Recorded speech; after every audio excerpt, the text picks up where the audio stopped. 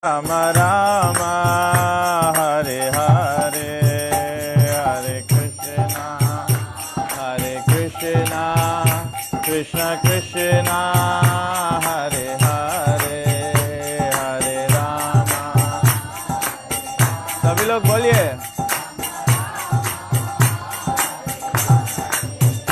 Hare Krishna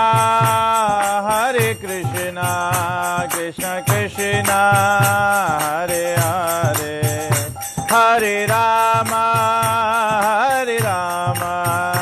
Rama Rama Hare Hare।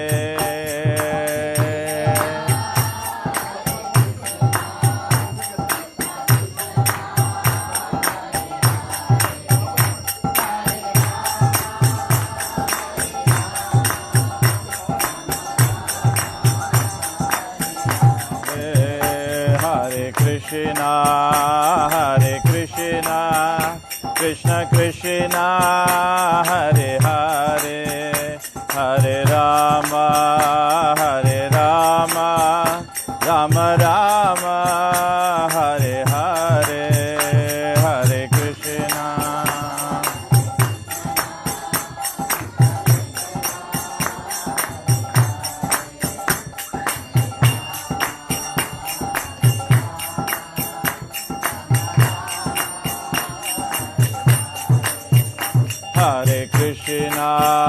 Hare Krishna Krishna Krishna Hare Hare Hare Rama Rama Rama Hare Hare Hare Krishna Krishna Krishna Hare Hare Hare Rama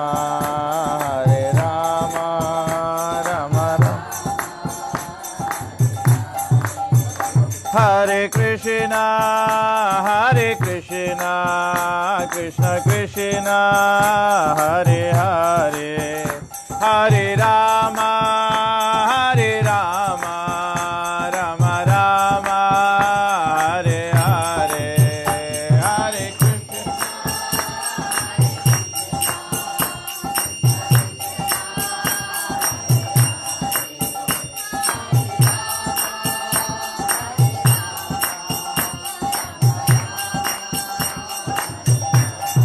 Govinda Jaya Jaya Gopal Jaya Jaya Govinda Jaya Jaya Gopal Jaya Jaya Radha Ramana Hari Govinda Jaya Jaya He Radha Ramana Hari Govinda Jaya Jaya Govinda Jaya Jaya Gopal Jaya Jaya Govinda Jaya Jaya Gopal Jaya Jaya Radha Ramana Hari Govinda Jaya Jaya He Radha Ramana Hare Govinda Jaya Jaya Hare Krishna Krishna Krishna Hare Hare Hare Rama Rama Rama Hare Hare Hare Krishna Krishna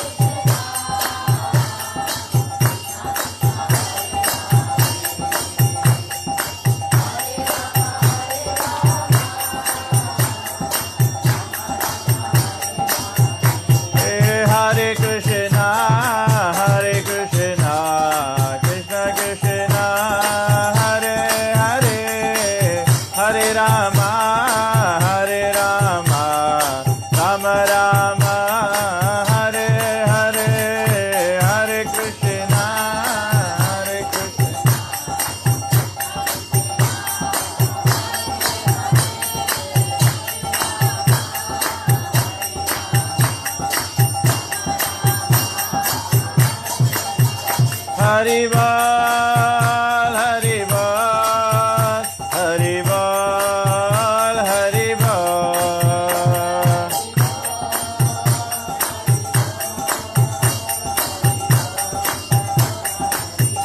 जय सीता राम लक्ष्मण भक्त हनुमान, सीता राम लक्ष्मण भक्त हनुमान।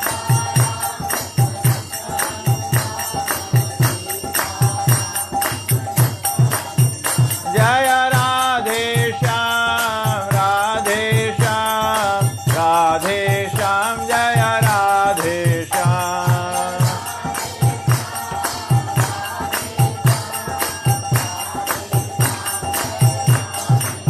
जय जय प्रभुपाद प्रभुपाद प्रभुपाद प्रभुपाद।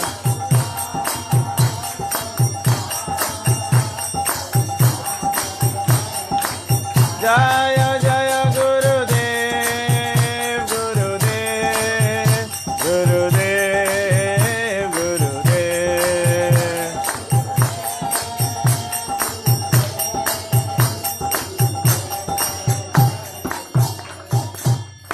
जय श्री श्री सीताराम लक्ष्मण भक्त हनुमान की जय, श्री श्री राधा कृष्ण भगवान की जय, उमापति महादेव की जय, ग्रंथरा श्रीमद् भागवतम की जय, युग धर्म हरे कृष्ण महामंत्र की जय, श्री कृष्ण नाम संकीर्तन की जय, पतित पावन श्री चैतन्य महाप्रभु की जय, निताय गौ प्रेमानंदे हरे।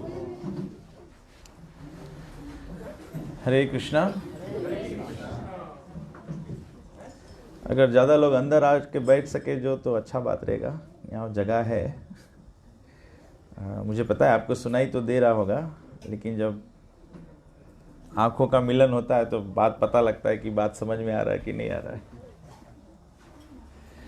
ओम अज्ञानतिमिरन्धस्य ज्ञानाञ्जनशलाकया चक्षुरुन्मीलितं येन तस्मै श्रीगुरवे नमः। श्रीचैतन्यमनोभीष्टं स्थापितं येन भूतले स्वयं रूप कदा मह्यं ददाति स्वापदान्तिकं।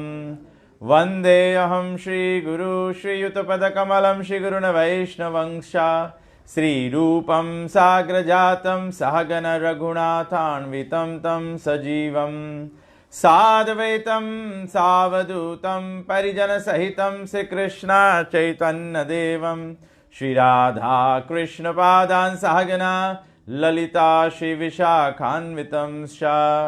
हे कृष्णा करुण सिंधु दीनबंधु जगत्पते गोपेश गोपिका कांत राधा कांत नमस्तुते। तप्त कंचन गौरांगी राधे वृंदावनेश्वरे वृषभानुसुते देवी प्रणमामि हरिप्रिये। वंचाकल्पतरुभ्यश्च कृपा सिन्धुभ्य एव च पतितानं पावनेभ्यो वैष्णवेभ्यो नमो नमः। नमो ॐ विष्णुपादाय कृष्णप्रेष्ठाय भूतले श्रीमते भक्तिवेदान्त स्वामिनिति नामिने। नमस्ते सरस्वती देवे गौरवाणी प्रचारिणे निर्विशेष शून्यवादी पाश्चादेशतारिणे। जय श्री कृष्ण चैतन्य प्रभु नित्यानंदा श्री अद्वैत गदाधर शिवासदि गौर भक्त वृंदा। हरे कृष्णा कृष्णा कृष्ण हरे हरे हरे राम राम राम हरे हरे। हरे कृष्णा कृष्णा कृष्ण हरे हरे हरे राम राम राम हरे हरे। हरे कृष्णा कृष्णा कृष्ण हरे हरे हरे राम राम राम हरे हरे। सभी लोग हमारे बाद में बोल सकते हैं। ओम नमो भगवते वासुदेवाय। ओम नमो भगवते वासुदेवाय। ओम नमो भगवते वासुदेवाय। जस्या प्रसादाद् भगवत् प्रसादो जस्या प्रसादान्न गति कुतोऽपि ध्यायन्तु अंस्तस्य यस्य स्त्रीसन्ध्यं वन्दे गुरो श्रीचरणारविन्दं वन्दे गुरो श्रीचरणारविन्दं वन्दे गुरो श्रीचरणारविन्दं। नमो विष्णुपादाय कृष्णप्रेष्ठाय भूतले श्रीमते कृष्ण गोस्वामिनिति नामिने। हरे कृष्णा हरे कृष्णा। तो सर्वप्रथम हम आप सभी लोगों का स्वागत करते हैं और हार्दिक हार्दिक धन्यवाद देते हैं जो ये मंदिर के जो कार्यकर्ता हैं और आप जितने भी लोग आज यहाँ पर उपस्थित हुए हैं, जो आपने ऐसा बहुत ही सुदुर्लभ विचार किया है। इसको केवल दुर्लभ नहीं कहते हैं, इसको केवल रेया नहीं कहते हैं, लेकिन ये वेरी रेया है कि लोगों को ऐसी प्रेरणा हो, विशेष करके कली काल में, कि हम भागवत की चर्चा जो है वो सुनना चाहें। सभी लोग जानते हैं कि कल शायद आप लोग भी यहाँ पर शिवरात्रि मनाए होंगे। तो शिव जी का महाशिवरात्रि जो होता है वो सारे विश्व में, विशेष करके जो सनातन धर्मी लोग हैं, जो भारतीय समाज है, जो शिव जी को मान्यता देता है, वे सभी ने ये महाशिवरात्रि के उत्सव को मनाया है। तो लेकिन उससे आगे बढ़ के ये विचार करना कि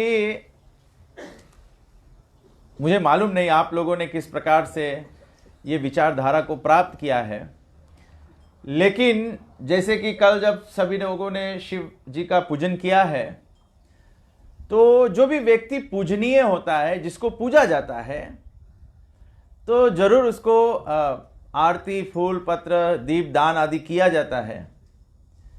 तो केवल इस प्रकार से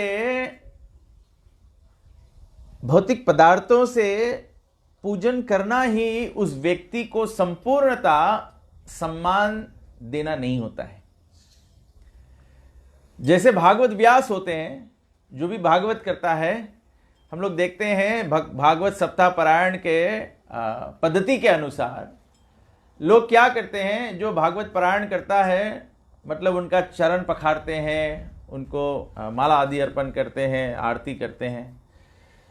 तो मैं विचार कर रहा था कि इस प्रकार से जबकि आप लोगों ने कल ही शिवरात्रि मनाया है, शिव जी का पूजन किया है, बेलपत्र आदि अर्पण किया है, शिव जी के चरित्र को सुना है, उनके बारे में सुना होगा, उसकी उत्पत्ति कैसे हुई है, अर्थात ऐसे कुछ कथा सुना होगा जरूर। लेकिन ऐसे समय में ये निर्णय करना कि हम उनका पूजन तो कर रहे हैं, लेकिन उनके मुखारविंद से कुछ सुने, स्वयं साक्षात शिव जी के मुखारविंद से कुछ सुने, जो शिव जी क्या उद्देश्य दे रहे हैं, अगर वो हमें पता लगे तो हमें मालूम हो कि हम जिनको पूज रहे हैं उनकी प्रसन्नता किसमें है। क्योंकि हमारा प्रयास होता है कि हम किसी का भी पूजन करते हैं, हमारा प्रयास होता है, पूजन का मतलब ही है कि प्रसन्न करना किसी को। जो भी पूजनीय है, जिसको पूजा जाता है, उसको प्रसन्न करने का प्रयास किया जाता है। तो व्यक्ति जिसको पूजा जा रहा है वो कैसे प्रसन्न हो, उसी के मुखारविंद से सुने, या उसी को प्रश्न करे कि आपको मैं कैसे सेवा करके प्रसन्न कर सकता हूं। तो ये बुद्धिमानी की चर्चा है। और आज आप सभी लोग ऐसे समय को चुने कि शिवरात्रि के ठीक बाद जब आप भागवत चर्चा सुनना चाहते हैं, जाने में अनजाने में किसी भी प्रकार से आपने वास्तविकता में बहुत ही सही विचार किया है। और बहुत ही सही मार्ग पर उतरे हैं। क्योंकि जो भागवत पुराण है, जो सभी लोग साधारणतः समाज जानता है, भागवत पुराण अर्थात भगवान श्री कृष्ण के लीलाओं का वर्णन होता है। ये भगवान श्री कृष्ण के लीलाओं का वर्णन वास्तविकता में सर्वप्रथम आगे सुखदेव गोस्वामी जी के बोलने से पहले,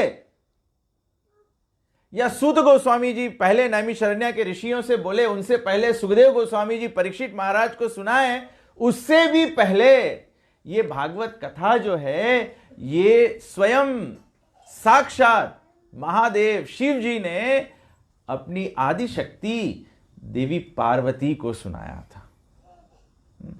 सभी लोग शिव पुराण या पद्म पुराण की कथा से जानते हैं कि शिव जी ने स्वयं अपने ही मुखारविंद से देवी के प्रश्न पर,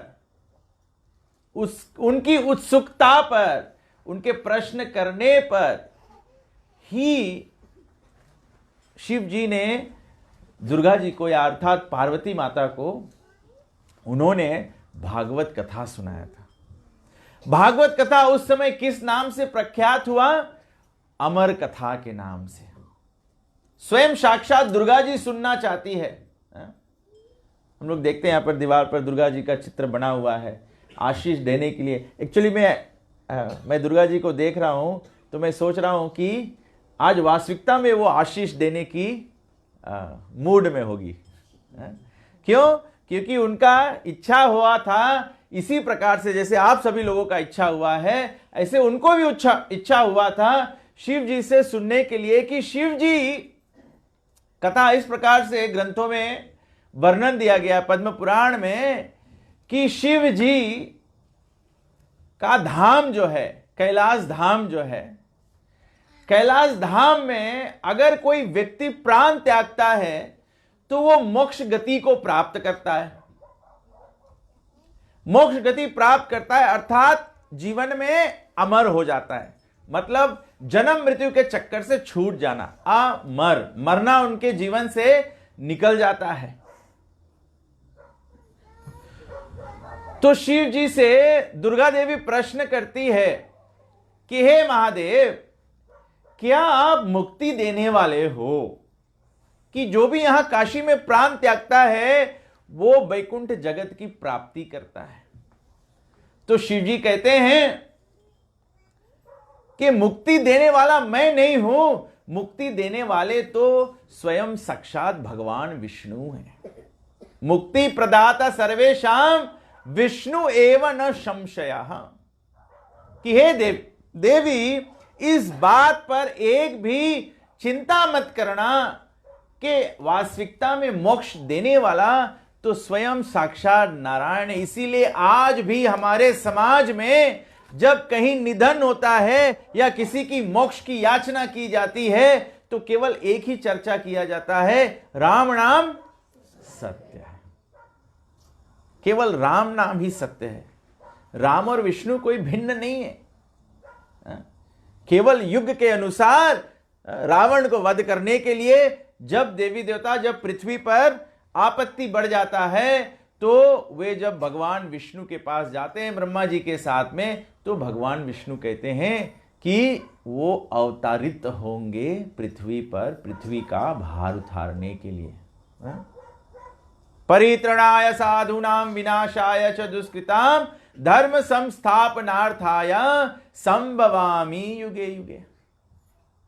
तो महादेव जी कहते हैं पार्वती माता से कि मुक्ति तो केवल भगवान देते हैं। तो देवी पूछती है तो फिर काशी में कैसे मुक्ति मिल जाता है? आपके शरण में आने से कैसे मोक्ष मिल जाता है? आप में मोक्ष देने की क्षमता होगी, इसीलिए तो कोई तुम्हारे शरण में आता है तो मोक्ष प्राप्त करता है। तो शिव जी कहते हैं कि यह संशय मत करना देवी, मोक्ष तो केवल मुकुंद देने वाले हैं। हरि जो है वो मोक्ष देने वाले हैं। तो बोले तो कैसे आपके शरण में आने से? बोले मैं क्या करता हूं, जो व्यक्ति प्राण त्यागता हुआ होता है मैं उनके कर्णों के कुहर में, कान के अंदर में उनके कानों के अंदर में भगवान का नाम उच्चारण करता हूं, भगवान का नाम उच्चारण करता हूं। तो पार्वती पूछती है, भगवान का क्या नाम उच्चारण करते हो? तो रामायण में कहा है, महामंत्र जही जपे महेशु, महामंत्र का जप करते हैं। तो महामंत्र कौन सा मंत्र है? नारद जी ब्रह्मा जी से पूछते हैं महामंत्र क्या है? नारद जी जो है वह वास्तविकता में शिव जी के भ्राता है, भाई है। शिव जी बड़े हैं, नारद जी छोटे हैं। तो शिव जी ब्रह्मा जी से पूछते हैं कि को नाम? तो ब्रह्मा जी कहते इति 110 का नाम। ये 16 नामों वाला जो मंत्र है उसको महामंत्र कहते हैं। हरे कृष्णा कृष्णा कृष्णा हरे हरे, हरे राम राम राम हरे हरे। तो शिव जी कहते हैं कि ये जो नाम उच्चारण करने से व्यक्ति को मोक्ष प्राप्त हो जाता है। तो पार्वती पूछती है शिव जी से कि ये सब ज्ञात तुम्हें कैसे हुआ, ये सब तुम्हें पता कैसे लगा? तो शिव जी कहते हैं कि मुझे ये भागवत का जो कथा है, जो भागवत की जो पद्धति है, जो भागवत का जो स्थान है, ये मुझे पता है। तो पार्वती कहती है कि मैं भी भागवत कथा सुनना चाहती हूं। तो शिव जी कहते हैं कि जो भी भागवत कथा सुनेगा वो अमर हो जाएगा, शाश्वत जीवन की प्राप्ति करेगा, उसके जीवन से सभी पाप कर्म जो है वो निकल जाएंगे। व्यक्ति जो भागवत सुनता है वो अपने पापों से मुक्त हो जाता है।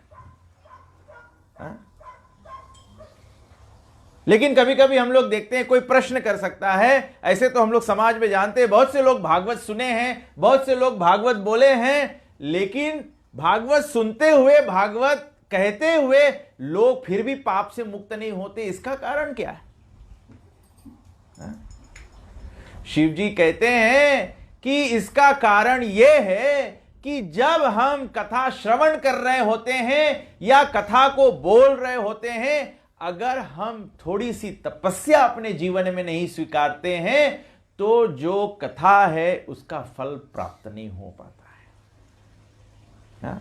जब हम कथा को ध्यान पूर्वक नहीं सुनते हैं तभी कथा का फल हमें प्राप्त नहीं होता है। इसी कथा के महत्व में ही हम लोग जानते हैं, हमारे भारतीय समाज में हम लोग सालाना कथा रोट करते हैं घर पर। तो हम लोग कलावती और कौन थी, लीलावती, हाँ लीलावती और कलावती का कथा सुनते हैं। वो तो केवल महत्व है कि जो कथा में ध्यान नहीं लगाता है, जिसका मन कहीं और होता है। जब व्यक्ति का मन कहीं और होता है तो व्यक्ति कैसे कार्य करता है? कथा में ध्यान नहीं लगता है, मन तो कहीं और बैठा है, वो व्यक्ति प्रसाद नहीं पाता है। और जब ऐसे कार्य करते, जब कथा में मन नहीं लगता है तो उसके फल स्वरूप क्या होता है? वही होता है जो लीलावती और कलावती को हुआ। ये महत्व सुनते हुए भी लोग क्या करते हैं? कथा आदि करते हैं, अपने घर पे भी पूजन आदि करते हैं, तो अत्यधिक लोगों को निमंत्रण दे देते हैं, फिर मन कथा में नहीं होता है। किसी को बैठने को मिला, किसी को प्रसाद मिलेगा कि नहीं, किसी को ये, किसी को वो, ये सब सोचते रह जाते हैं और हरि कथा में तो ध्यान ही नहीं लगा। तो शिवजी ने कहा माता पार्वती को कि अगर कथा सुनना है तो ध्यान लगा के सुनना होगा।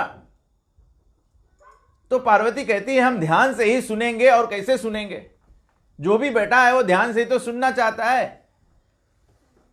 लेकिन शिवजी कहते हैं अगर ध्यान से सुन रहे होगे, अगर कोई व्यक्ति ध्यान से सुन रहा होता है तो अपनी आंख नहीं बंद कर लेता है।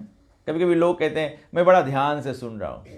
अरे व्यक्ति घर्राटे मार रहा है, सो रहा है। तो पार्वती माता को कहा कि ध्यान से सुनना है। तो पार्वती माता बोले ध्यान से ही तो सुनेंगे तो क्या करेंगे?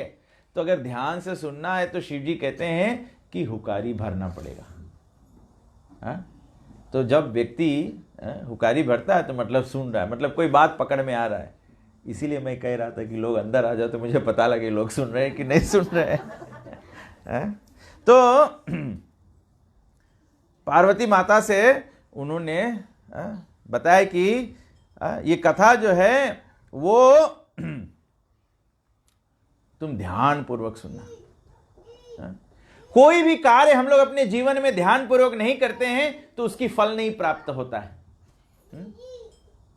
कभी कभी लोग सोचते हैं कि अभी दुख के समय में, कली काल में, कलयुग में लोग बहुत ज्यादा पूजा पाठ करते हैं। बहुत करते हैं, सही बात है, लेकिन तकलीफ क्या है, ध्यान से नहीं करते हैं। रामायण कहता है कि अगर व्यक्ति कोई भी कार्य करता हुआ हो लेकिन अपने मन भगवान श्री राम में लगाया हुआ होता है, बताते हैं कर से कर्म करो विधि नाना, मन राखो जहां कृपा निधाना। अपने हाथों से, अपने कर्मों से हमको अपने कर्म करने पड़ेंगे। कोई स्त्री है, कोई पुरुष है, कोई पत्नी है, कोई पति है, कोई बच्चे हैं, कोई विद्यार्थी है, कोई नौकरी कर रहा है, सबको अपना अपना कर्म करना पड़ेगा। जो भी आपका अवस्था है वैसा कर्म करना पड़ेगा, लेकिन कर्म करते हुए अपने मन को भगवान के श्री रामचंद्र जी के चरणों में समर्पित करना, अपने मन को भगवान में एकाग्र करना है। कर से कर्म करो विधि नाना, मन राखो जहां कृपा निधाना। जब मन कृपा निधान में लगा हुआ होगा तो मन से सकल वासना भागी, केवल रामचरण लो लागी। इसको कहते हैं ध्यान पूर्वक सुनना। जब कोई भी पूजा करता है, कोई भी जप करता है, कोई भी कथा सुनता है, कोई भी शास्त्रों का अध्ययन करता है, जब वो ध्यान से करता है तो उसका फल क्या होता है, केवल रामचरण लो लागी। शिव जी कहते हैं कि अगर हम ग्रंथों का भी अध्ययन करते हैं, अगर हम ग्रंथों का भी अध्ययन करते हैं, क्योंकि हम लोग सभी लोग जानते हैं, अभी जब शिवरात्रि था तो लोग शिव पुराण से पढ़े होंगे या पद्म पुराण से पढ़े होंगे। स्वयं साक्षात भगवान के विषय में जो ज्ञान है वो वेदों के माध्यम से प्रस्तुत की जाती है। जब भगवत ज्ञान जो है इसकी प्रस्तुति हुई तो सबसे पहले ज्ञान का जो भंडार था, जो ज्ञान की प्रस्तुति हुई, उसको वेद के नाम से जाना गया। जब ब्रह्मा जी को यह ज्ञान मिला स्वयं भगवान से, तो ब्रह्मा जी ने इसको जब प्रस्तुत की तो इसको वेद के नाम से जाना गया। वेद इतना कठिन था, वेद समझने के लिए अत्यधिक बुद्धि चाहिए। वेद समझने के लिए तपस्या का जीवन चाहिए। जैसे सतयुग में हम लोग देखते हैं कि लोग क्या करते हैं, ब्रह्मचार्य का पालन करते हैं, ब्रह्मचार्य पालन करते हुए गुरु के आश्रम में जाते हैं, हिमालय में जाते हैं, ध्यान तप करते हैं। ये सब करना पड़ेगा, तब कहीं वेद की कोई कथा जो है, कोई बात जो है वह समझ में आएगी। कलयुग में तो कोई तपस्या करता नहीं है और भगवान के बारे में समझने का प्रयास करता है। कोई तपस्या करता नहीं है और कहता है कि वो द्विवेदी है, त्रिवेदी है, चतुर्वेदी है। जितना वेद पढ़ लेता है उतना उनका टाइटल हो जाता है। तो वेद को समझ पाने के लिए जीवन में तपस्या होना चाहिए। तपस्या क्या होता है? तपस्या मतलब अपने इंद्रियों को संयम करना। हमारी जो 5 इंद्रिय हैं, आंखें हैं, आंखों से देखना, कान से सुनना, जिह्वा से स्वाद लेना, चमड़ी से स्पर्श करना, नासिका से महक लेना, इन इंद्रियों को संयम करना होता है। मतलब we have to train these to perform austerity. आंख तो कुछ भी देखना चाहता है, लेकिन हमको सोचना पड़ेगा, विचार करना पड़ेगा कि क्या देखने से पुण्य उत्पन्न होता है और क्या देखने से पाप लगता है। जब वेद समझने का प्रयास होता है तो पुण्य का गठरी चाहिए। इसीलिए शास्त्र कहता है, ये शाम तो अंतगत पापम जननाम पुण्य कर्मणाम ते द्वंद्व मोह निर्मुक्ता भजन्ते माम दृढ़वता। जब तक हम पाप की गति को बंद नहीं करते हैं तब तक पुण्य उदय नहीं होगा। हम लोग समाज में पुण्य बहुत करते हैं, अच्छे अच्छे काम बहुत करते हैं, लेकिन अच्छे अच्छे काम करते हुए लोग भगवान श्री रामचंद्र जी के भक्ति के स्तर पे क्यों नहीं आ पाते हैं? क्योंकि पुण्य फलित नहीं हो रहा है। जब लोगों का पुण्य फलित नहीं हो रहा है तो लोग क्या कहते हैं? लोग क्या कंक्लूजन करते हैं? बोले कोई के नेकी करे फरियाए नहीं है। बोले क्यों नहीं फरियाता है? क्योंकि आप अपने नेकी पर पाप का बोझ डाल रहे हो। नेकी तो कर रहे हो, भूखे को भोजन दे रहे हो, गरीब को मदद कर रहे हो, लेकिन उसके ऊपर दैनिक आप पाप का बोझ भी तो डाल रहे हो। जैसे हम देखते हैं यहां आसपास में सब खेत दिखाई दे रहा है। आप खेती करो, आप धान बो और धान का दाना गिरा के और उस पर आप 1 फीट मिट्टी डाल दो, एक भी दाना उगेगा? एक भी दाना नहीं उगेगा। ऐसे हम लोग पुण्य करते हैं, उसके ऊपर पाप का मिट्टी डाल देते हैं, तो हमारा पुण्य उदय कैसे होगा? भागवत में कहते हैं और शिवजी पार्वती माता से भी कहते हैं कि भागवत की कथा जो है, शृण्वताम स्वा कथा कृष्ण पुण्य श्रवण कीर्तना विदुनोति सुहित सताम। बताया गया है कि शृण्वताम स्वा कथा कृष्ण। पार्वती से शिवजी कहते हैं कि केवल सुनने मात्र से, भागवत कथा सुनने मात्र से ही पुण्य उदय हो जाता है, और अभद्राणी, जो अभद्र है वो विनष्ट हो जाता है। इसीलिए तुम्हें ध्यान पूर्वक सुनना होगा। तो माता पार्वती कहती है कि हम ध्यान पूर्वक सुनने के लिए तैयार हैं। तब शिवजी कैलाश के गुफा में जाके और पार्वती माता को अमर कथा सुनाते हैं। अमर कथा कौन सी कथा है? जब वो कथा वो पार्वती माता को सुना रहे थे तो उस गुफे में एक सुग्गा भी था, एक पैरट था। वो भी कथा सुन लिया। कथा सुनते सुनते, अभी दुर्गा जी, पार्वती माता हम आम लोगों की जो दशा है उसको प्रतिनिधित्व करती है। तो पार्वती क्या करी? कथा सुनते सुनते सो गई। कथा सुनते सुनते सो गई। और शिवजी जो कथा बोल रहे थे, हमने अभी भी बोला था कि जब कथा होता है तो ध्यान पूर्वक सुनना चाहिए, और जो कथा बोल रहा है उसको भी संपूर्ण ध्यान देना है कथा बोलने में। तो शिवजी भी पूरे ध्यान दे रहे थे कथा बोल रहे में, तो पार्वती उनके कंधे पर ही सो गई। शिवजी को पता ही नहीं चला, क्योंकि उनका मन जो था वो संपूर्णता भगवान में। जब हम भगवान के बारे में बात कर रहे हैं, जब हम भगवान श्री रामचंद्र जी को स्मरण कर रहे हैं, भगवान राम का नाम ही लेते हैं, किन किन लोगों के मन में भगवान श्री रामचंद्र जी का छवि आ जाता है। अगर हम राम बोले तो किन किन के मन में राम दरबार पूरा दिखने लगता है। ऐसा होता है? नहीं होता है ना। मतलब हमारा ध्यान बना नहीं है। ध्यान बना नहीं है। जिस वस्तु से हमारे को आसक्ति होती है,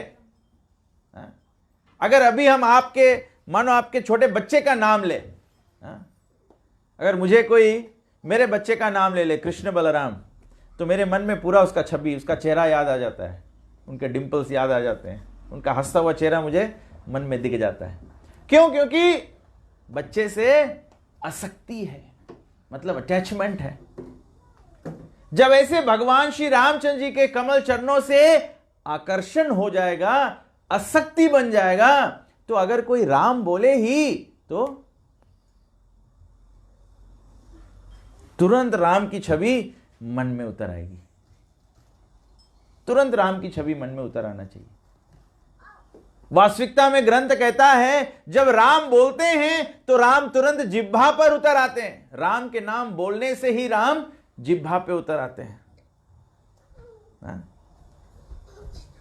और हनुमान जी का उदाहरण दिया गया है कि हनुमान जी अपना छाती फाड़ दिए तो क्या दिखा? राम दरबार। अगर हम लोग अपना छाती फाड़ दे तो क्या दिखेगा? दिल चीर के देखो तेरा ही नाम लिखा है किसी और का नाम लिखा होगा। अगर पत्नी बोलेगी मेरा नाम नहीं है, मैं नहीं दिखती हो, तो क्या होगा? तो इसको कहते हैं कृष्णमयी, इसको कहते हैं राममयी, इसको कहते हैं रमेती रमेती, राम में रमण हो जाना। तो ऐसे शिव जी अमर कथा बोलते हुए एकदम रम गए और पार्वती इधर सो गई, उसको पता ही नहीं चला। लेकिन केवल जो हुकारी भरने का शर्त रखा था, वो हुकारी हुई वो सुन रहा था। लेकिन पार्वती तो सो गई थी, तो हुकारी कौन भर रहा था? जब शिव जी को यह ज्ञात हुआ कि पार्वती तो वास्तविकता में सो गई है और हुकारी कौन भर रहा है, तो उन्होंने देखा कि एक गुफे में एक सुग्गा रह गया था। पद्म पुराण में वर्णन है कि अमर कथा बोलने से पहले वास्तविकता में शिव जी ने पूरे गुफा का परीक्षण किया कि कोई जीव जंतु इसमें रहे नहीं, क्योंकि वो अमर कथा बोलने जा रहे। मतलब भगवत कथा सुनने के लिए अधिकारी भी होना होगा। अगर अधिकारी नहीं होंगे तो फिर ये अवसर नहीं मिलेगा। इसीलिए शास्त्र कहता है बहुनाम जन्मनाम अन्ते ज्ञानवान माम प्रपद्यन्ते वासुदेव सर्वमिति सा महात्मा सुदुर्लभ। जब प्रभु जी ने मुझको निमंत्रण दिया कि यहां पर भागवत कथा करेंगे, तो मैं सोच रहा था कि ये कौन सा जगह है? वाइंदोवा ना, वाइंदोवा। मैंने सोचा ग्रंथों के आधार पे कि वाइंदोवा के लोगों का पुण्य उदय हो रहा है। नहीं तो सब लोग के भाग नहीं मिले, और स्वयं साक्षात शिव जी कहते हैं सबको ये भाग नहीं मिलना है। शिव जी को बताया गया कि शिव जी बहुत दयालु हैं, सभी भूत प्रेत पिशाच सभी पर दया करते हैं। लेकिन जब अमर कथा करने की बात आती है तो पार्वती को कहते हैं कि ध्यान पूर्वक सुनना, और कोई गुफा में नहीं होना चाहिए ये कथा सुनने के लिए। मतलब इसके योग्य होना होगा। अभी आप लोग योग्य हुए हैं, इसीलिए अवसर मिल रहा है। इसीलिए किसी ने भजन लिखा है, क्या जाए तू काशी मथुरा, क्या नहाए तू गंगा जमुना। कहाँ यहाँ वहां सब जाओगे? भगवान के नाम, भगवान की कथा में डुबकी लगाना। अभी तो कोविड का समय चल रहा है, तो और कोई नहीं कहीं जा सकता है। बॉर्डर सब क्लोज है, जाओगे कहाँ? बॉर्डर सब पर क्लोज है, कहाँ जाओगे? कहीं जा नहीं सकते हो। तो समस्त तीर्थ जो है वो भगवान के बताया गया। तीर्थ भी जाया जाता है। कोई कहता है मैं भारत जा रहा हूं तीर्थ करने के लिए। तीर्थ इज नॉट साइट सीइंग, तीर्थ टूरिज्म नहीं है। तीर्थ मतलब पवित्र स्थान पे जाके और भगवान के कथा को श्रवण करना। नहीं तो ग्रंथ कहता है कि तीर्थ में साधु संत जाते हैं और तीर्थ में कौवे भी जाते हैं। कौवा जाता है कीचड़ के ढेर पर, और साधु संत जाते हैं साधु संतों के शरण में हरि कथा श्रवण करने के लिए। तो 3 दिन कथा के बाद में आपको पता लगे कि कितने कौवे हैं, कितने हंस हैं। मैं केवल आपको सतर्क कर देता हूं कि देखना आप कोई कौवे के बगल में तो नहीं बैठा है।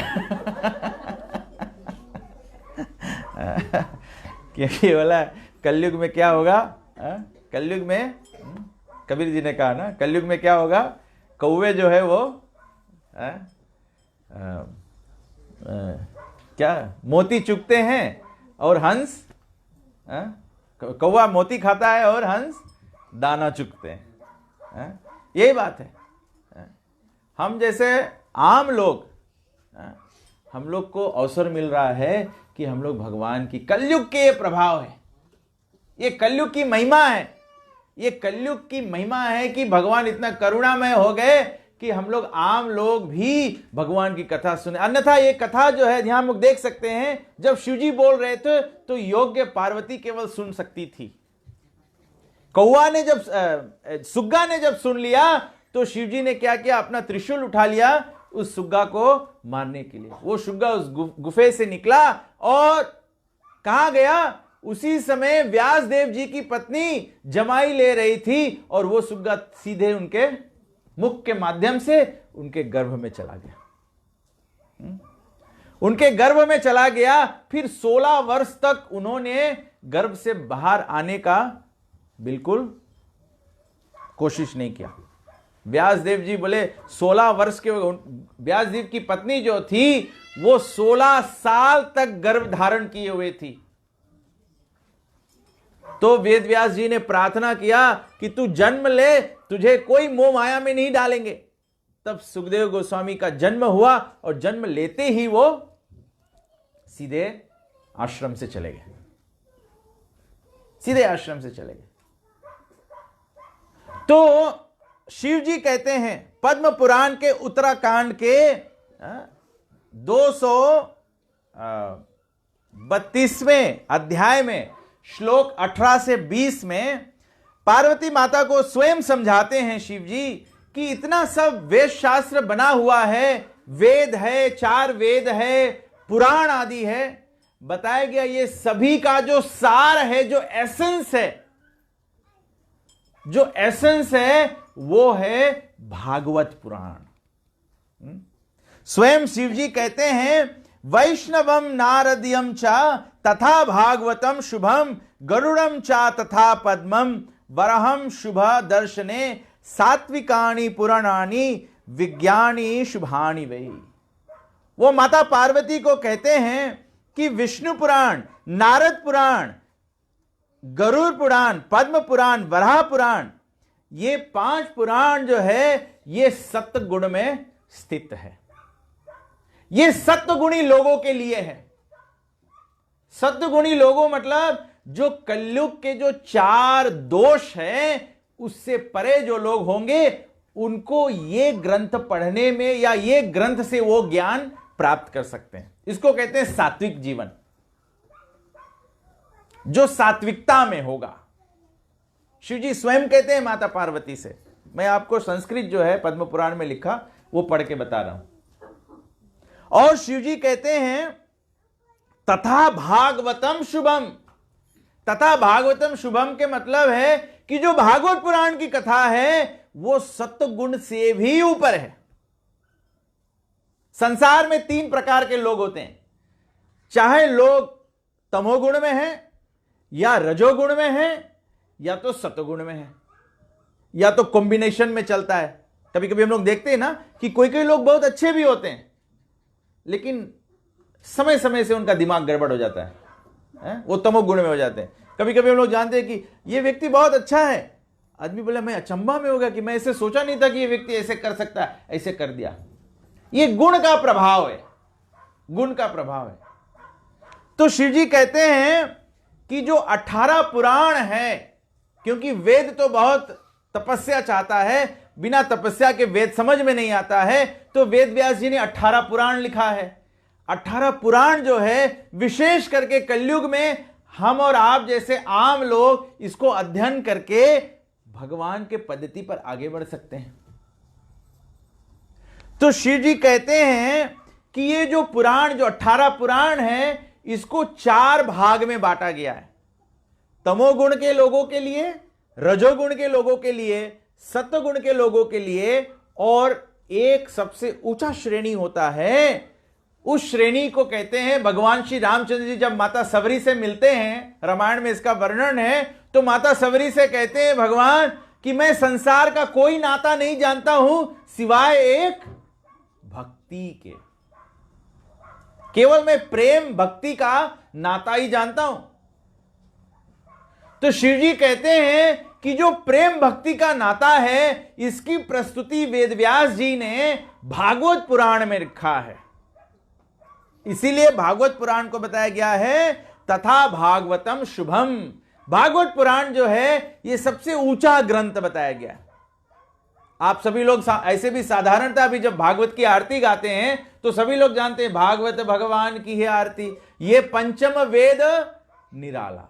सभी लोग तो जानते हैं कि वेद तो 4 है, तो 5वां वेद कहां से आ गया?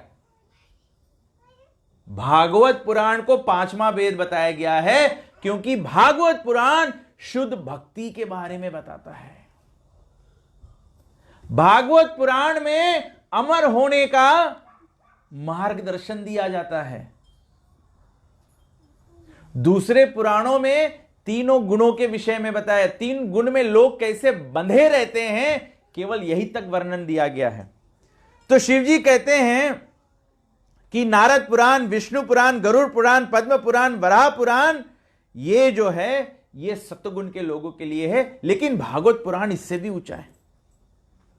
जो रजोगुणी लोग हैं उनके लिए बताया गया है कि 6 पुराण जो रजोगुण के लोग हैं वे इनसे आकर्षित हो जाते हैं। कौन कौन से 6 पुराण हैं?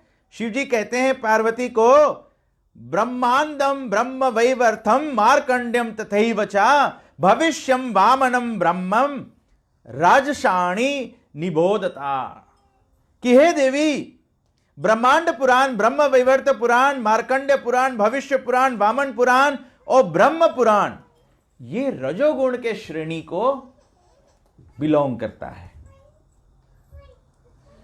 और मत्स्यम कौर्मम तथा लिंगम शैवम स्कंदम तथैव च अग्नेयम च शाद एतानी तमशानी निबोधता। और 6 पुराण जो होते हैं, आखिरी जो 6 पुराण हैं वो तमोगुण के श्रेणी के लोगों के लिए होते हैं। मत्स्य पुराण, कूर्म पुराण, लिंग पुराण, शिव पुराण, स्कंद पुराण और अग्नि पुराण।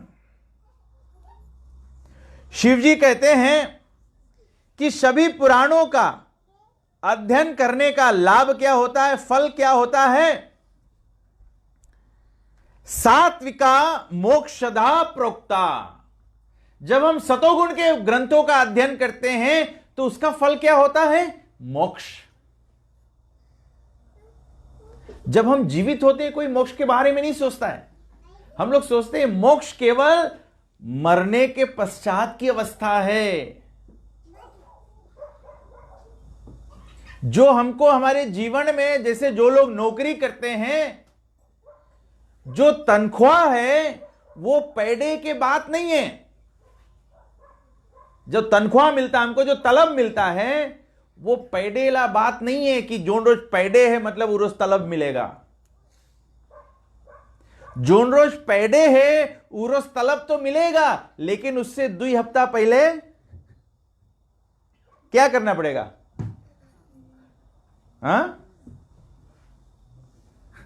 माता जी, काम करना पड़ेगा, कमाई करना पड़ेगा।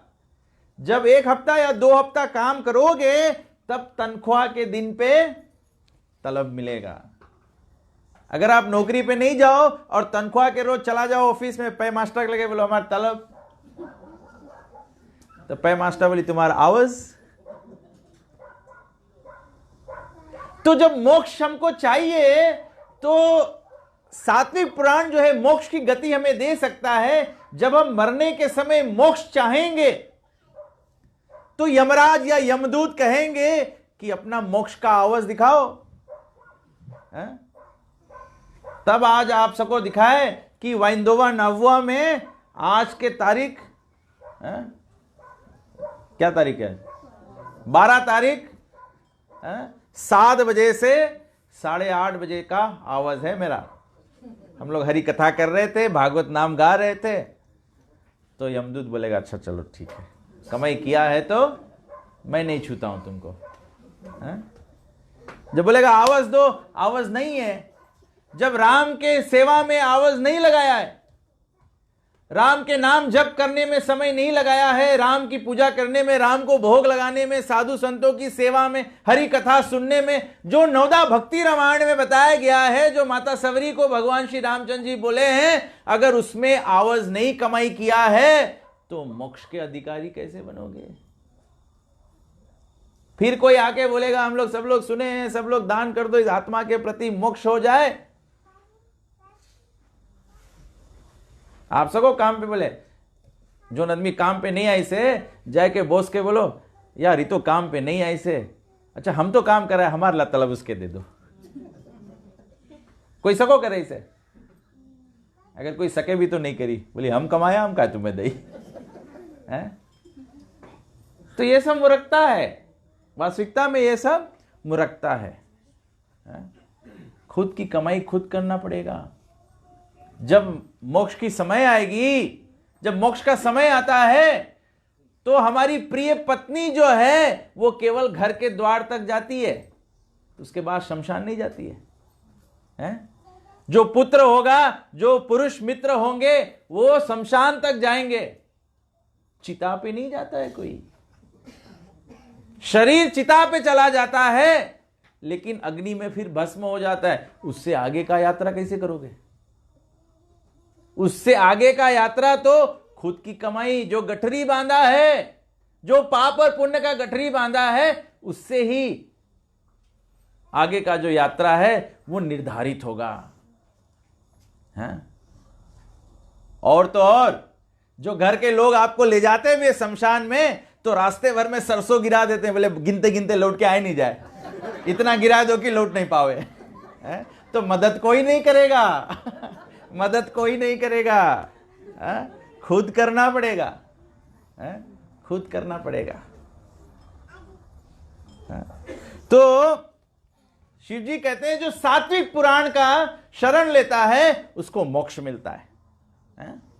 क्योंकि सात्विक पुराण में भक्ति के बारे में वर्णन किया गया है। जो राजसा सर्वदा शुभा, जो राजसिक पुराण हैं उनके माध्यम से क्या होता है कि जीवन में रह रहकर दुख उत्पन्न हो जाता है। जैसे एक व्यक्ति कोई अच्छा प्रयास करता है, मानो किसी को मदद करने का प्रयास करता है, मदद किसी को करता है, लेकिन उसका फल जो है अंत में दुखदायक हो जाता है ना। कलयुग में भविष्यवाणी की गई है, जिसको मदद करते हो उससे अपने मुंह पर लात खाने के लिए तैयार रहो। यह श्रीमद् भागवत के 12वां स्कंद में भविष्यवाणी दिया गया। कलयुग में ऐसे होगा, जिसका नेकी करोगे वही तुम्हारे मुंह पर थूकेगा। ये रजोगुण के लोगों का स्वभाव होगा। रजोगुण में काम करने से फल होगा दुख।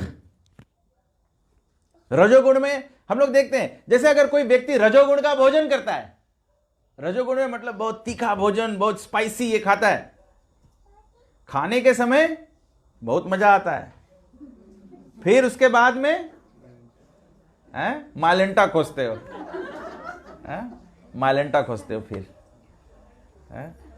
तो ये रजोगुण का स्वभाव। तो रजोगुण के ग्रंथों का अभ्यास करने से या श्रवण करने से भी यही लाभ होता, यही फल मिलेगा। मतलब जब सात्विक ग्रंथों का अध्ययन करोगे तो मोक्ष मिलेगा, रजोगुण के ग्रंथों से दुख मिलेगा, और तथैव तमसा देवी निराय प्राप्ति हेतया। मतलब जो तमोगुण के ग्रंथ है, ऐसे मार्ग पालन करने से क्या होगा? नरक की प्राप्ति होगी। कल हम लोग प्रोग्राम कर रहे थे नौसोरी में, शिवरात्रि के उपलक्ष्य में, तो किसी ने प्रश्न पूछा, एक व्यक्ति ने प्रश्न पूछा कि भागवत में बताया गया है कि शिवजी परम वैष्णव है, और शिव पुराण में बताया गया है कि वास्तविकता में शिवजी विष्णु और ब्रह्मा जी से भी बड़े हैं। तो इसका रहस्य क्या है? इसका रहस्य इस प्रकार से है कि हम लोग देखते हैं शिवजी यहां पर पार्वती को बता रहे हैं कि जो शिव पुराण है, जो लिंग पुराण है, जो कुर्म पुराण है, जो मत्स्य पुराण है, स्कंद पुराण है, अग्नि पुराण है, ये तमोगुण के लोगों के लिए है। ठीक है, तमोगुण के लोगों के लिए, जो लोग में तपस्या करने की क्षमता नहीं है, जो लोगों में कुछ तपस्या का समझ नहीं है, जो लोग अपने जीवन में, जिस श्रेणी के लोग अपने जीवन में कोई नियम नहीं पालन कर सकते, ऐसे लोग तमोगुण के श्रेणी में आते हैं। तो आप बोलेंगे कि ऐसे लोगों में शिव पुराण का वर्णन आया है। अभी ऐसे लोग आप देख सकते हैं, शिव जी का स्वरूप देखिए, शिव जी की प्रशंसा में बताया गया है कि शिव जी ऐसे भगवान के भक्त हैं, इसीलिए उनको महादेव बताया गया, देवों में देव महादेव बताया गया है। क्योंकि शिव जी, जब आप देखते हैं ब्रह्मा जी का उदाहरण हम लोग लेके देखेंगे, तो ब्रह्मा जी जो शरण में आए, ब्रह्म मध्व गौड़ीय संप्रदाय, जो संप्रदाय से जुड़े, तो उसको उद्धार हो जाता है। भगवान विष्णु को देखे, अगर भगवान विष्णु का पूजा कौन कर सकता है? भगवान विष्णु का पूजा केवल ब्राह्मण और देवता लोग कर सकते हैं। भगवान विष्णु को पूजा करने के लिए आपको बोलना पड़ेगा ओम भूर्भुवः स्वः तत्सवितुर्वरेण्यं भर्गो देवस्य धीमहि धियो यो न प्रचोदयात्। तो ये गायत्री मंत्र जो ओम शब्द है, वो कौन बोल सकता है? जो ब्राह्मण है, जो देवता है। तो तमोगुण के लोग जो है, उनका आश्रय कौन होगा? उनके आश्रय शिव जी हैं। शिव जी इसीलिए भूत प्रेत पिशाच जिसके पास शरीर नहीं भी है, उसको भी शरण देते हैं। इसीलिए आप शिव जी का, जब शिव जी का विवाह हो रहा था, जब दक्ष महाराज के घर पर बारात गया शिव जी का, तो दक्ष तो अचंभित हो गया। भाई ऐसा बाराती तो कहीं देखा नहीं है। अभी कलयुग में भी ऐसे है, कभी कभी होता है कि शादी जो है तो बाराती हम लोग के मंदिर पे कभी कभी होता है, हरे कृष्णा मंदिर पे। तो जब ऐसे शिवजी वाला रकम आता है बारात, तो हम लोग देखते हैं, क्योंकि हमारे मंदिर के कंपाउंड में तंबाकू पीना अलाउड नहीं है, नमूना पीना अलाउड नहीं है ना, तो हम लोग देखते बोले सब आदमी लोग शादी यहाँ हो, सब कहा है भगभग रास्ता अब जाए तो भगभग रास्ता अब जाए, बिकॉज वहाँ जाए के धूम्रपान करे। भाई सबको इन फिजी वोटा में तो सफा पानी है, बोले फिजी वोटा मैला मैला पानी कहाँ से आए तो कहने का मतलब है कि शिव जी अत्यधिक दयालु है, अत्यधिक दयालु हैं। वो किसी को भी शरण देते हैं। इसीलिए तमोगुण के श्रेणी के लोगों के लिए बताया गया है कि शिव जी सबसे बड़े, क्योंकि वही अनुकंपा करेंगे। भगवान विष्णु कहते सर्वधर्मान परित्यज माम एकम शरणम व्रजा। भगवान कहते बोले सब कुछ छोड़ के मेरे शरण में आओ। शिव जी तो ऐसे नहीं बोले कि सब कुछ छोड़ के मेरे शरण में आओ। शिव जी किसी को भी अपना शरण में ले लेते हैं और धीरे धीरे उनको सदगति के मार्ग पे ले जाते हैं। ऐसे पुराणों में कथा, एक बार शिव जी का एक भक्त था, तो वो बहुत तपस्या किया, तपस्या करते करते शिव जी को प्रसन्न कर लिया। जब शिव जी को प्रसन्न कर लिया तो शिव जी से बोला, शिव जी जब प्रसन्न हुए तो बोले मुझे से वरदान मांग लो। तो शिव जी से बोले क्या वरदान चाहिए? तो बोले मैं जिसके सर पे हाथ रख दूं वो व्यक्ति भस्म हो जाए। आचार्य जन समझाते हैं कि साधारणता जब लोग शिव जी का पूजन करते हैं तो क्या चाहते हैं? सांसारिक वस्तु चाहते हैं, सांसारिक वस्तु चाहते हैं। कोई सुंदर पत्नी चाहता है, कोई सुंदर पति चाहता है, कोई धन चाहता है, कोई ये चाहता है, कोई वो चाहता है, कोई किसी का बर्बादी चाहता है। अब ये असुर वृकासुर यही वरदान मांगा कि मैं जिसके सर पे हाथ रख दूं वो भस्म हो जाए। इसमें क्या फायदा है? कौन चीज अच्छा है? कोई के कल्याण होगा इससे? जो दूसरे का कल्याण नहीं सोचता है वो खुद का विनाश कर लेता है। ये कथा से हमको, ये असुर के कथा से हमको ये सीखना है कि जो दूसरे का कल्याण नहीं करता है वो खुद को विनाश कर लेता है। इसीलिए शिव जी की इतनी महानता दी गई है, इतनी महिमा बताई गई है कि शिव जी सभी का कल्याण करते हैं, कोई देहधारी हो या कोई देहधारी ना भी हो, कोई भूत प्रेत भी हो उसको भी दया कर देते हैं शिव जी, उनको भी अपना शरण दे देते हैं। तो ये एक भक्त का उदाहरण है। दूसरे एक भक्त थे शिव जी का, वो शिव जी का तपस्या किया, शिव जी प्रसन्न हुए और उन्होंने शिव जी से कहा कि तुम्हारे पास जो सबसे बहुमूल्य है वो मुझे दे दो। एक्चुअली इसके बीच में एक कथा आता है, आप सभी लोग जानते हैं, ये कथा सुने होंगे कि शिव जी जब पार्वती से उनका विवाह हुआ, दोनों कैलाश में रह रहे थे, तो दुर्गा जी ने कहा, पार्वती ने कहा शिव जी से कि जब शादी ब्याह हो जाता है तो घर द्वार होना चाहिए, ऐसे हम लोग पहाड़ पे कब तक बैठा रहेंगे ऐसे। तो शिव जी बोला अच्छा चलो बना दे। तो शिव जी बनाया, जब घर बनाया तो अब घर बोझ करना पड़ेगा, अब घर का बोझा संभालना है ना, तो घर बोझ करना पड़ता है। तो शिव जी घर बोझ किए, जब घर बोझ किए तो ब्राह्मण को बुलाया, ये सब, तो सब लोग आए ऐसे, और ऐसे जो आए तो फिर जब ब्राह्मण घर पे आते हैं तो उनको दान देना होता है? तो ये भी खाली कलयुग में नहीं है कि लोभी ब्राह्मण है, शिव जी के समय भी थे, शिव जी के समय भी थे। तो कुछ ब्राह्मण लोग ऐसे तपस्या किए, मतलब कुछ ब्राह्मण लोग आए जो शिव जी का काम कराए, और फिर शिव जी से कहे, जब शिव जी दान देने लगे तो शिव जी से कहे कि एक ब्राह्मण बोला कि मुझे दान में यही दे दो जो आपने बनाया है।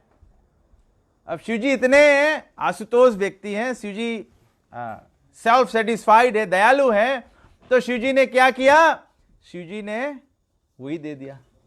Back to square one. Parvati बोले हम लोग फिर से आ गए यहाँ पे, हम लोग पर्वत पर थे, घर गृहस्थी बनाए और back to square one.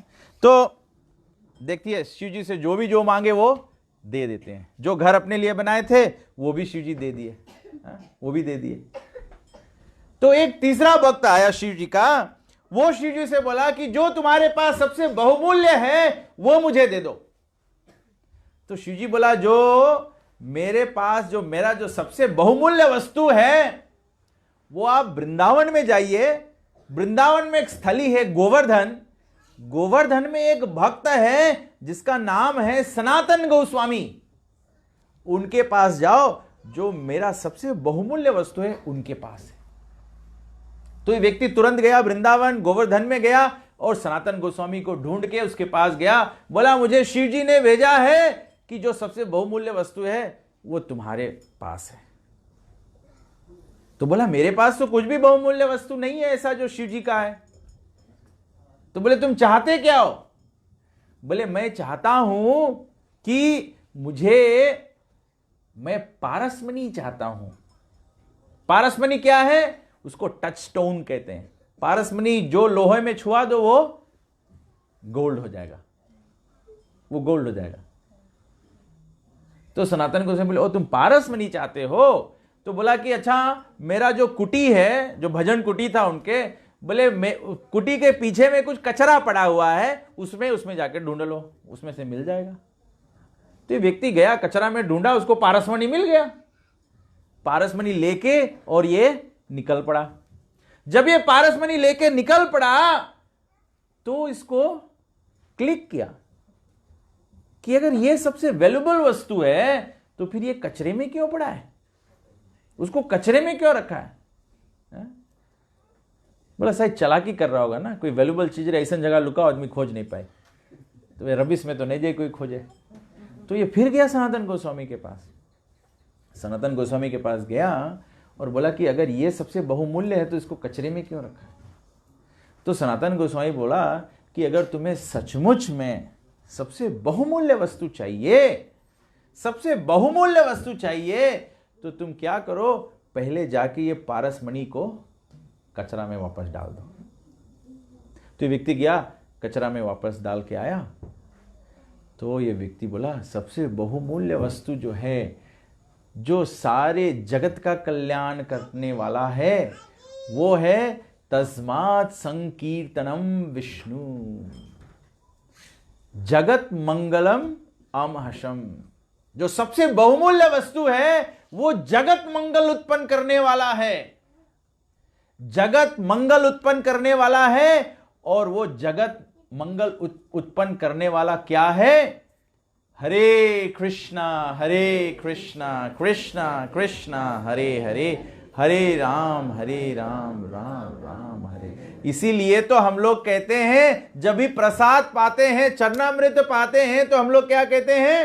Ram कहे सुख उपजे, कृष्ण कहे दुख जाए। हाथ ऊपर करो, जो आदमी मांगे सुखी होए। कौन कौन मांगे सुखी होए? हाथ ऊपर करो। देखो कलयुग में आदमी इतना आलसी है, हाथ भी नहीं मांगे उठाए। भजन सुना है आप लोगों ने? बोले राम नाम के आलसी, भोजन में होशियार। अभी प्रसाद टाइम सब ऐसे करिए, हमें पहले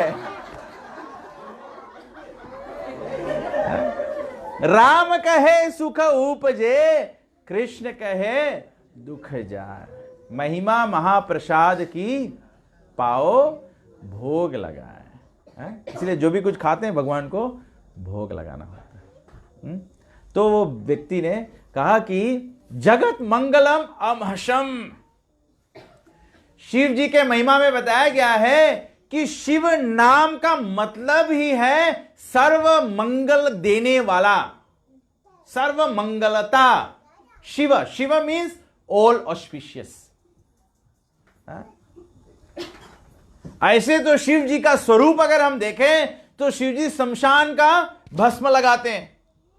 शिव जी के गले में मुंडों का माला है। अभी आपके घर पे कोई मुर्दैया के राखी लाख बिक दे, आप क्या करेंगे? आप लोग जानता कि नहीं?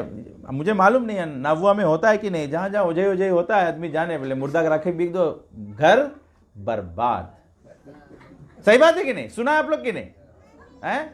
शिवजी मुर्दैया के राखी ही लगाए घूमे हैं, और आप लोग के पता नहीं है, आप लोग सब उसके घर में बैठा पूजा करता है। ये तो घर बर्बाद। नहीं, ऐसे नहीं है। जो अमंगलता है, जो शमशान का भी प्रभाव है, जो शमशान का भस्म जो है, उसको भी शिव जी मंगलमय कर देते हैं। आप हमारे बात का गलत मतलब नहीं निकाल, मैं ये शिव जी का खंडन नहीं कर रहा हूं। मैं बोल रहा हूं कि ये शिव जी की महिमा है कि शमशान के राग जिससे लोग डरते हैं, जो अमंगलता का चिन्ह है। अगर कोई शमशान जाए भी तो अगर वापस शमशान से आए तो आदमी बोले पहले स्नान करो तब घर में आ लो। सही बात है कि नहीं? मतलब शमशान की दशा ही अमंगलता है, और शिवजी शमशान के भस्म को अपने शरीर पर धारण करके उस भस्म को भी मंगलमयता कर देते हैं। कैसे कर देते हैं? महामंत्र जही जपे महेशु, क्योंकि वे स्वयं भगवान श्री रामचंद्र जी का नाम उच्चारण कर रहे हैं।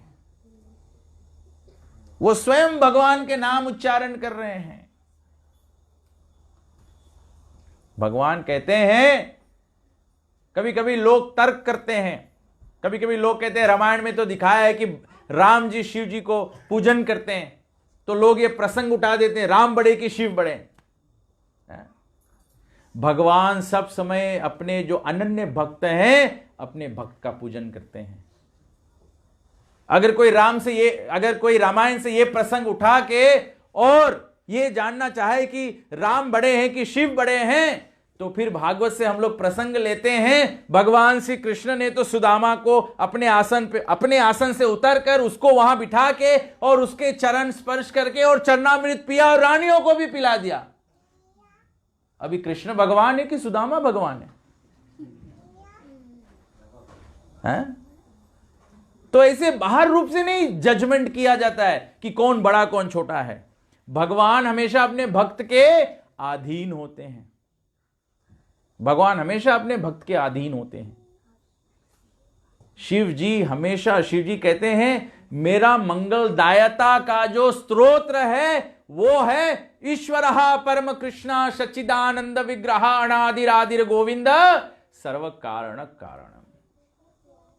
शिव जी कहते हैं, मैं कैसे मंगल राशि हो गया हूं? क्योंकि मैं स्वयं राम का नाम लेता हूं। हरे राम राम राम हरे हरे, हरे कृष्ण कृष्ण कृष्ण हरे हरे। भगवान के नाम जब लेते हैं तो शिव जी कहते हैं मैं मंगलता का सूचक हो जाता हूं।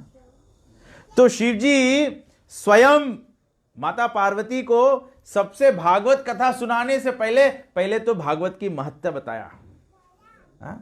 शिव जी कहते हैं मैं स्वयं भी, जब परीक्षित महाराज को सुखदेव गोस्वामी भागवत कथा सुनाए थे तो समस्त देवी देवता उपस्थित हो गए थे।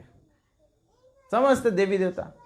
शास्त्र कहता है जहां पर भी भागवत के, श्रीमद् भागवत महापुराण के 1/4 श्लोक भी उच्चारण किया जाता है, वहां पर समस्त देवी देवता का उपस्थिति हो जाता है। अभी आपको लगे यहां पर जगह है, खाली है, यहां सब देवी देवता लोग बैठे हैं। प्रभुपाद जी कहते हैं आपको दिखाई नहीं दे रहा, लेकिन ये बताया गया है, रामायण के प्रारंभ में ही बताया गया है। शुरुआत में ही तुलसीदास जी लिखे हैं कि जहां पर राम की चर्चा होती है वहां पर माता सरस्वती दौड़ी हुई चली आती है, दौड़ी दौड़ी चली आती है। लेकिन अगर वहां संगति में पहुंचे और वहां पर राम की प्रशंसा नहीं होती है, दूसरा चर्चा होता है, तो माता सरस्वती अपने सर पर हाथ रखकर रोती है कि मैं कहां दौड़ी चली आई, जहां पर राम की कथा नहीं हो रहा है, ग्राम की कथा हो रहा है। और बताया जहां सत्संग का अनुष्ठान किया जाता है, सत्संग का मतलब ये राम नाम सत्य है, मतलब राम की चर्चा होनी चाहिए, कृष्ण की चर्चा होनी चाहिए, विष्णु की चर्चा होनी चाहिए। अगर ये नहीं होता है तो बताया गया है कि माता सरस्वती ऐसे संगठन को श्राप दे देती है। तभी से हम लोग देख सकते हैं समाज में कभी कभी सत्संग के नाम पे लोग अनुचित कार्य करते हैं, सत्संग कहते हैं, सत्संग में जाते हैं, लेकिन कोई आध्यात्मिक प्रगति नहीं होता, मतलब स्पिरिचुअल एडवांसमेंट नहीं होता है, मोक्ष के पद्धति पर अग्रसर नहीं होते हैं लोग, क्योंकि वहां पर सरस्वती माता का आशीष नहीं होता है। जहां पर माता सरस्वती का आशीष हो जाए वहां पर भगवत ज्ञान बढ़ता चला जाए। बताया गया भगवत ज्ञान की सीमा क्या है, भगवान के ज्ञान की सीमा भगवान के कमल चरण तक है। आज तक कोई भगवान को पूरा समझ नहीं पाया, लेकिन भगवान उनके अधीन हो गए जो भगवान की प्रेम भक्ति करें। माता सबरी कोई ज्ञानी नहीं थी, माता सबरी तो ऐसे ही जात से ही, सबर जात से थी, मतलब जो सुअर पालने वाले लोग हैं ऐसी घर की बेटी थी। लेकिन गुरु के बात था कि भगवान श्री रामचंद्र जी इस मार्ग से आएंगे। 5 वर्ष की सबरी 80 वर्ष की हो गई, 75 साल 75 years every day without fail Ram के मार्ग में फूल बिछाते रही, बिछाते रही, बिछाते रही। जब कोई 75 ईयर्स फूल बिछाएगा तब राम उसके जूठा खाएगा। है? हम लोग तो शायद 75 दफे नहीं फूल बिछाया होगा। है? हम लोग 1 रोज बिछाए, 2 रोज बिछाए, बोले फूको, जब राम आई तब देखियो। है? ये भगवत नाम जो है ये एवरी डे करना पड़ेगा, रोज।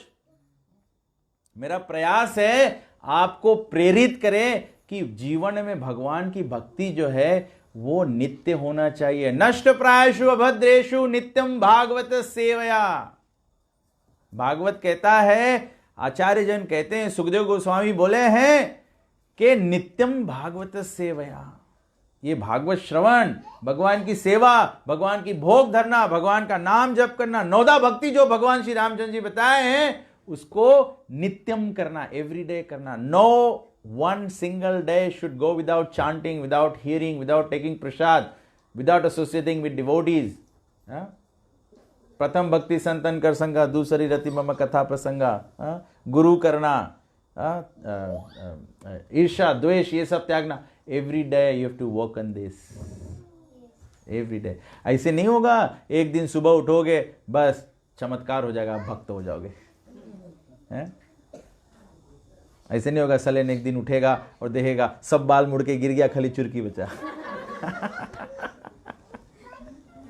तो माता जी जान जाएगी ओ ये तो भक्त हो गया। ऐसे नहीं होगा। ये रोज भगवान के नाम लेना पड़ेगा। हरे कृष्णा कृष्णा कृष्णा हरे हरे, हरे राम राम राम हरे। तो आज हम बहुत आगे कथा को बढ़ा नहीं सके, हम तो यही बताते रह गए आपको। अभी तो अमर कथा बोलना शुरू नहीं हुआ है, अभी तो केवल शिव जी माता पार्वती को भागवत जो अमर कथा है उसकी महिमा बता रहे हैं। तो ये बहुत ही सुंदर बात है कि आप लोग ऐसे अनुष्ठान किए भागवत, ये बहुत ही बिरड़े कोई करता है, तो आप लोग बहुत बहुत आपका पुण्य। और मेरी धारणा से मैं यही कहूँगा कि आप लोग इस साल शिवरात्रि बहुत लगन से मनाए हैं, इसीलिए शिव जी प्रसन्न होके जो पार्वती को कथा सुनाया था वो कथा सुनने का आपको अवसर दे रहे हैं। तो ये हम लोग कल से शुरू करेंगे। 2 दिन, वैसे तो 2 दिन में नहीं चलेगा। परीक्षित महाराज 7 दिन 7 रात बिना खाए बिना पिए बिना सोए सुने थे। तो हम लोग तो थोड़ा से 1-1 घंटा का प्रयास कर रहे हैं, लेकिन अगर आप थोड़ा से भी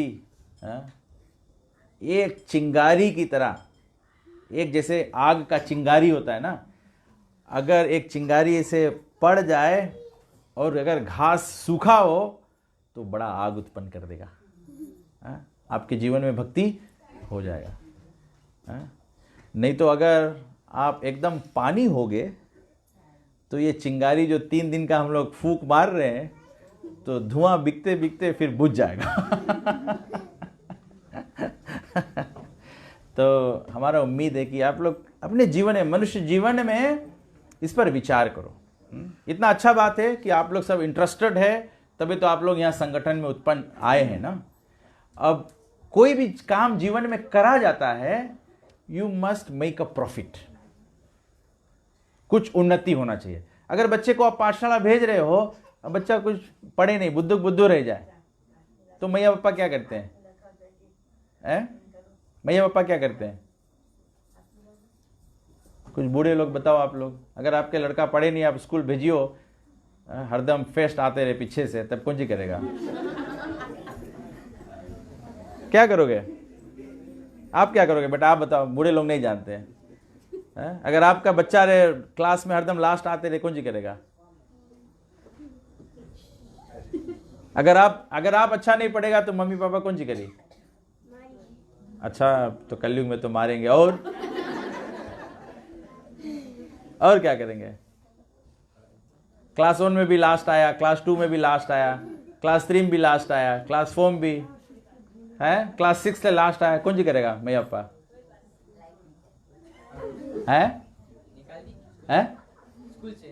वेरी गुड, ये सही बात है। अगर बच्चा एकदम बुद्धू रहे, फिर उसके स्कूल से निकाल लेवा जाए। भाई तुम स्कूल नहीं जाओ, तुम पढ़े लायक नहीं है, तुम चलो खेत में काम करो। तो रामायण क्या बोला है? बड़े भाग मानुष तन पावा। बहुत भाग्य से मनुष्य जीवन मिला है। अगर मनुष्य जीवन में भक्ति नहीं करियो तो विधाता जो है क्या करी? मनुष्य जीवन हम लोग के निकाल ले। नेक्स्ट टाइम नहीं दे मनुष्य जीवन। भाई तुम तो मनुष्य जीवन के यूज नहीं करे, जनता है। बड़े भाग मानुष तन पावा, सुर दुर्लभ सब ग्रंथन गावा। ये देवता लोगों के भी दुर्लभ है। तो अगर खाली थोड़ा से इतना से समझ में आए जाए तो आपके मोक्ष गति, you are set for liberation. तो शिव पार्वती के प्रश्न पे शिव जी ने ग्रंथों के ज्ञान के बारे में, ज्ञान होना जरूरी है। You must have some knowledge about the scripture, नहीं तो अंधा विश्वास हो जाएगा। ऐसे नहीं कि जोन भी आए जो भी आए बताए, बस हम लोग इसके सुन के ही करे लगा, इसके सुन के ही करे लगा। भगवान के बात सुनो, जो ग्रंथों में बताया, जो प्रमाणिक है। ऐसे नहीं है कि कोई भी साधु का भेष बना के आए, हम लोग बोले फॉलो करे लगे। यू जज the tree by the fruits. एक पेड़ के कैसे पहचान है, उसमें से कैसा फल निकले। जब कोई साधु है तो उसके जीवन अपन शुद्ध होए के चाहिए। और हम लोग देखे सकता है कि जैसे प्रभुपाद जी जैसे हमारे गुरु वर्ग हैं, उन लोगों के जीवन शुद्ध रहा तो आज उन लोग हम लोग के ज्ञान सिखाए, तो हम लोग भी पाप के जीवन से दूर हो गया। अगर हम लोग के गुरु बतावे है या साधु संत बताए हैं या हम लोग के गुरुमुख करे हैं और बोले अच्छा कद्दू नहीं खाओ, तो जान जाना कि गुरु अपने कद्दू रकम है। गुरु के काम है बताओ कि जहां कलयुग के वास है, दया धर्म का मूल है, जीव हत्या बंद करना पड़ेगा, तब जीवन में प्रगति होगा। This is what human life is meant for. तो आप लोगों के सबके टेक्सलोटो पड़ गए हैं, जो देवी देवता भी मांगे मनुष्य शरीर, आप सब हम लोग के सबके मिल गए। अगर हम लोग इसके अब्यूज करेगा तो जानो हम लोग टिकट मिल गए, टिकट फाड़ दिया है। लॉटरी पड़ गया, हम लोग लॉटरी टिकट फाड़ दिया है, क्या होगा? जानबूझ नर करे ढिठाई, डूबा जाए और था ना पाई, फिर 84 लाख योनि भुगतो। ये मनुष्य जीवन में ही लड़का पिंड दान कर दे, दूसरा कोई जन्म में पिंड दान नहीं हुए हैं। कभी देखा है गांव के यहाँ ग्रेस रोड के चौवा लोग सब बैठ के पिंड दान करें हैं? नहीं है। तो हम लोग के चौवा नहीं बनना है, हम लोग इंसान है, हम लोग मनुष्य है, मनुष्य जीवन बना है भगवान के व्यतीत करे के वास्ते। ठीक है, ग्रंथराज श्रीमद् भागवतम की। किसी कोई प्रश्न है, कोई बात से आप सहमत नहीं है या कुछ समझ में नहीं आया है बराबर, तो यू कैन आस्क। हमारे प्रभुपाद जी ने, हमारे गुरु वर्ग ने हमको शिक्षा दिया है कि प्रवचन के बाद में अवसर दिया जाए लोगों को कि कोई प्रश्न हो तो वो बोल सके, तो हम लोग उसको समझाने का प्रयास करेंगे।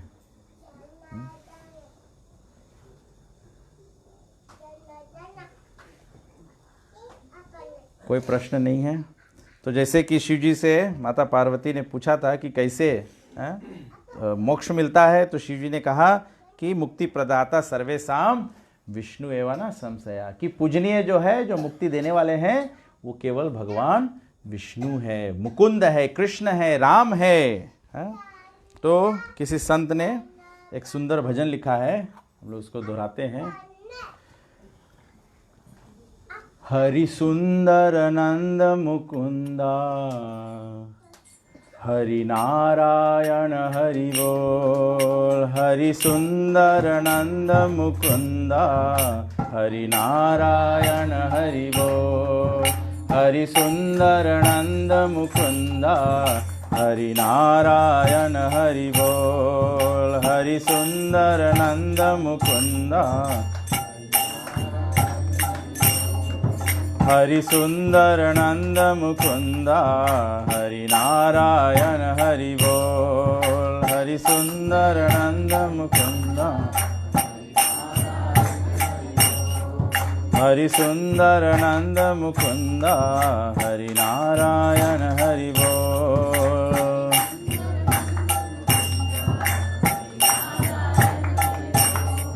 हरि केशव हरि गोविंदा, हरि नारायण हरि बोल। हरि केशव गोविंदा, हरि नारायण हरि बोल। हरि केशव हरि गोविंदा, हरि नारायण हरि बोल।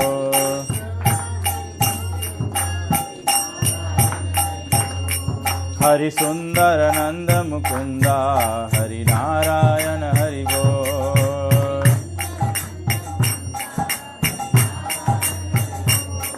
हरि सुंदर नंद मुकुंदा, हरि नारायण हरि बोल।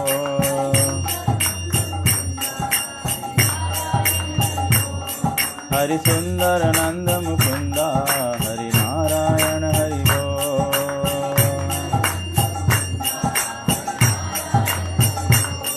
हरे कृष्णा कृष्ण कृष्ण हरे हरे, हरे Ram Ram Ram Hare Hare.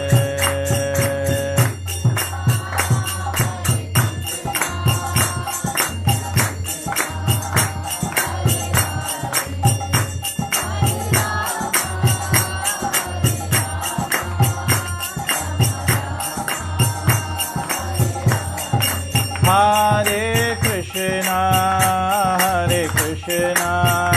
Krishna Krishna Hare Hare, Hare Rama Rama Rama Hare Hare।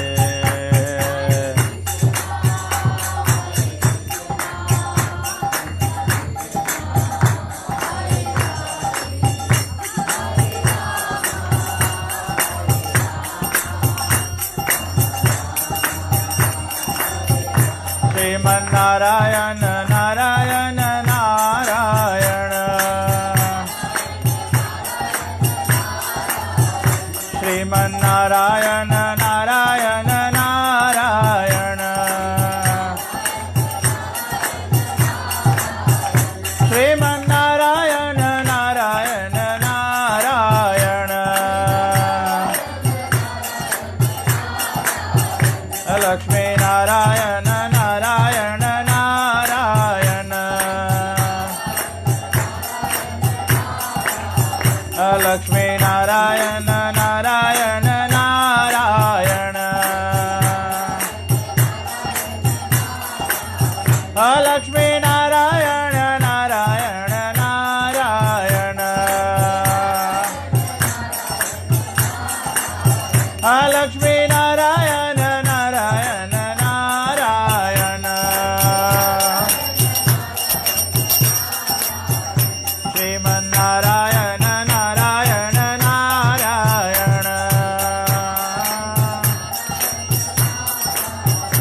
Sriman Narayana Narayan Narayan Sriman Narayana Narayan Narayan Sriman Narayana Narayan Narayan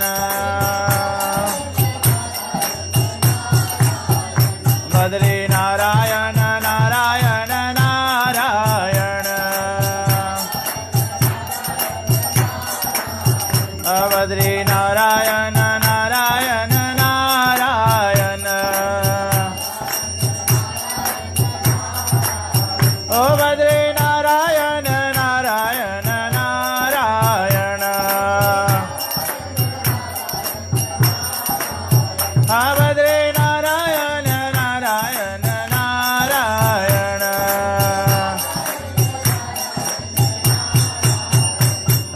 Narayan Narayan Narayan Sriman Narayana Narayan Narayan हरे कृष्णा कृष्ण कृष्ण हरे हरे हरे राम राम राम हरे हरे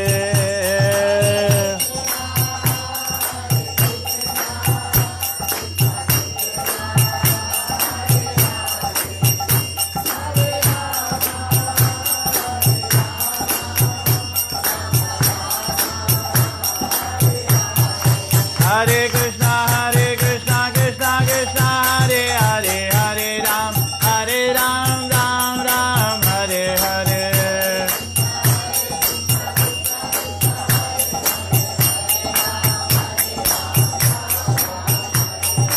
हरे कृष्ण कृष्ण कृष्ण हरे हरे हरे राम राम राम हरे हरे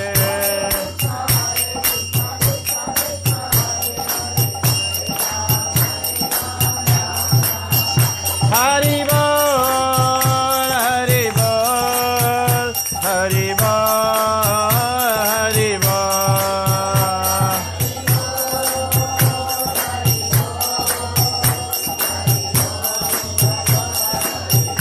जय जय प्रभुपाद प्रभुपाद प्रभुपाद जय जय प्रभुपाद